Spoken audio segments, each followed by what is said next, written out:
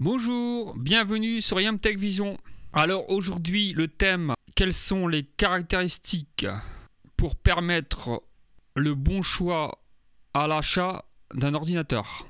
Tout d'abord, vous pouvez laisser un petit commentaire, vous abonner, c'est gratuit, partagez la vidéo, merci beaucoup. Alors les caractéristiques les plus importantes quand vous achetez un ordinateur, donc déjà c'est de voir s'il n'est pas trop ancien. Alors il y a une technique pour savoir si l'ordinateur est récent ou pas, c'est de vérifier la mémoire vive. En fait, si un ordinateur a que 4 Go de mémoire vive, c'est que c'est un ordinateur qui est pas récent et qui a déjà quelques années, même s'il est neuf. Alors la mémoire vive est très importante. Quand vous allumez votre PC Windows, pour qu'il puisse s'afficher, il faut de la mémoire vive. En fait, tout ce que vous voyez à l'écran est placé dans la mémoire vive. En général, Windows, donc le système d'exploitation de l'ordinateur, prend déjà au minimum 4 Go.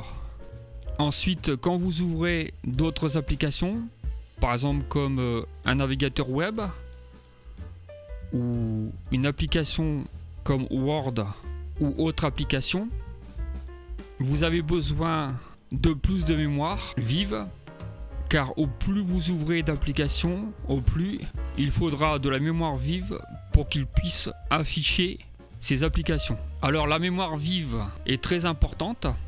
Ce qui se passe quand vous n'avez pas assez de mémoire vive, l'ordinateur il fait un swap, c'est-à-dire au lieu de placer l'application donc dans la mémoire vive, comme il n'y a plus de place, il va utiliser donc le disque dur ou donc le disque de stockage, que ce soit un SSD ou un disque dur.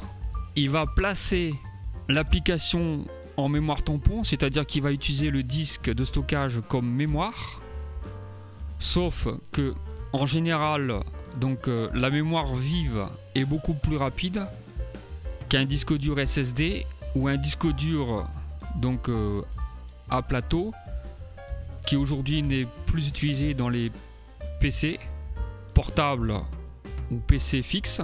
Alors moi je vous conseille, quand vous achetez un ordinateur, d'avoir minimum 16 Go de mémoire vive, car même 8 Go aujourd'hui ce n'est pas suffisant, car les applications donc avec le temps elles évoluent, les graphismes sont de plus en plus complexes, il y a de plus en plus de couleurs, d'animations, et donc tout cela prend de la mémoire. C'est pour ça qu'il est conseillé toujours de prendre un ordinateur avec beaucoup de mémoire vive.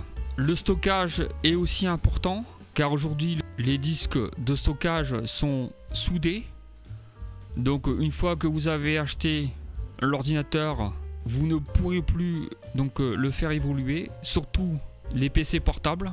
Un PC fixe, donc c'est possible de changer les disques durs ou de mettre plus de mémoire vive.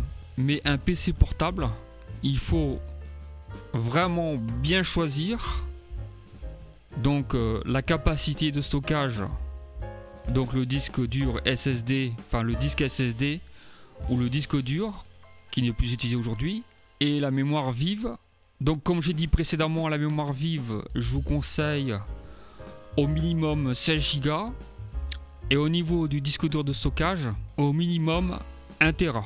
Alors le fait d'avoir plus de mémoire vive donc et de stockage, ça vous permet d'avoir un ordinateur qui aura une longévité plus importante et donc plus de possibilités au niveau des applications. Alors une autre caractéristique qui est très importante, c'est la carte graphique.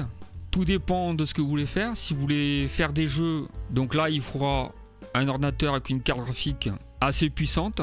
Alors pour faire des jeux vidéo, je vous conseille pas de prendre les cartes graphiques qui sont intégrées au processeur. Je vous conseille plutôt donc de prendre une carte graphique qui est séparée donc du processeur.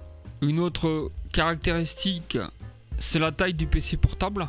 Donc en fait, quand vous avez un PC portable très petit, bah, généralement vous avez un processeur qui n'a pas de très bonne performance. Donc je vous conseille pour un PC portable de prendre une taille moyenne, c'est-à-dire 15 pouces au minimum. Ensuite vous avez donc la marque Apple. Donc là vous avez aujourd'hui, avec les nouveaux processeurs qui sont sortis il y a presque 2 ans. Donc aujourd'hui vous avez le MacBook Air avec le processeur M1 avec au choix donc 8 Go ou 16 Go. Donc c'est un PC portable qui est très performant, qui permet donc de faire du montage vidéo et plein d'autres applications. Par contre, pour les jeux vidéo, vous pourrez faire peut-être quelques jeux, mais vous aurez moins le choix au niveau des jeux, puisque pour l'instant Apple n'est pas orienté jeu. Donc le MacBook Air donc, est un peu plus cher que les PC portables en général. Mais si vous achetez donc un MacBook Air et que vous voulez l'équivalent en PC portable, bah, généralement le prix sera équivalent ou plus cher. En sachant que le MacBook Air, vous avez donc un écran Retina, c'est-à-dire que vous avez une résolution, pas du Ultra HD, mais vous avez une haute résolution par rapport au PC. En général, les PC portables sont d'une résolution de 1920 par 1080, tandis que le MacBook Air, il a une résolution qui est entre 2000 pixels x 1500 à peu près. Je ne sais plus exactement la résolution, mais il y a quand même une résolution un peu plus importante que le PC. Il y a un avantage pour le MacBook Air, c'est que c'est un système où vous avez intégré donc tout le pack de traitement de texte.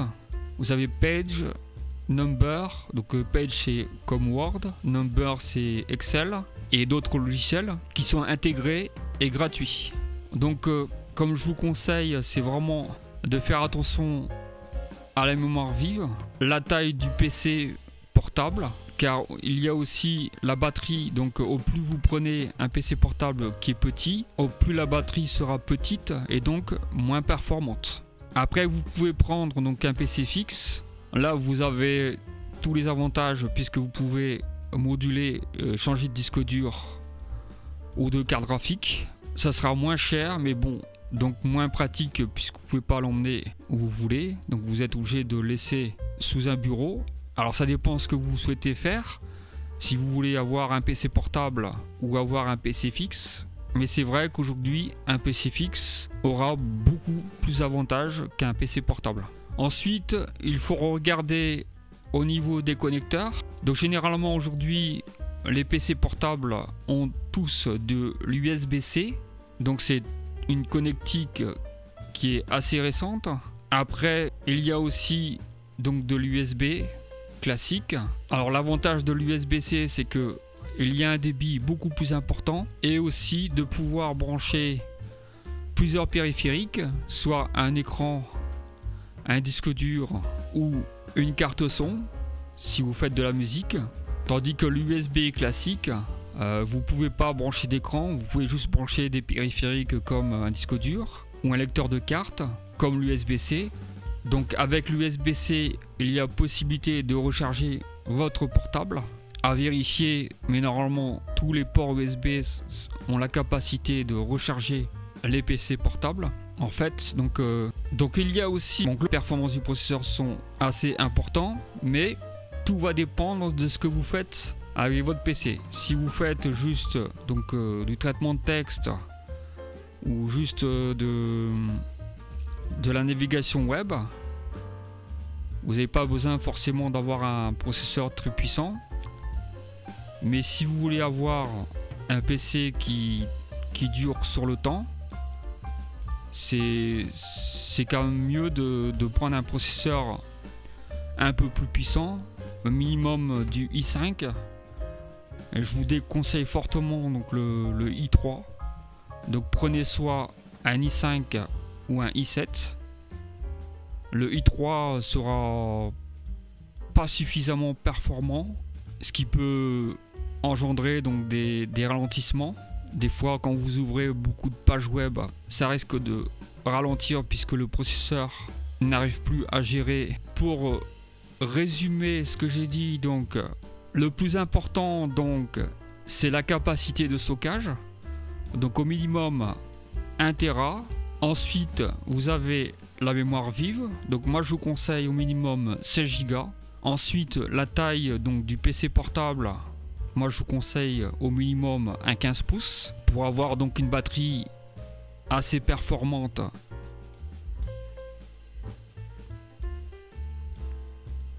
Pour avoir une batterie assez performante et qui pourra tenir plus longtemps.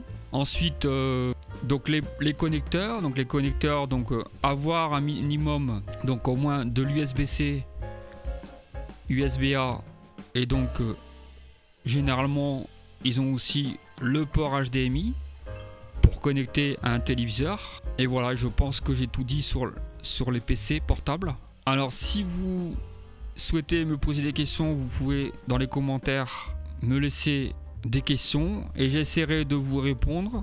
Alors n'oubliez pas de vous abonner, donc c'est gratuit, de partager la vidéo, de laisser un petit pouce vers le haut, et j'espère que vous avez apprécié la vidéo. Ciao ciao!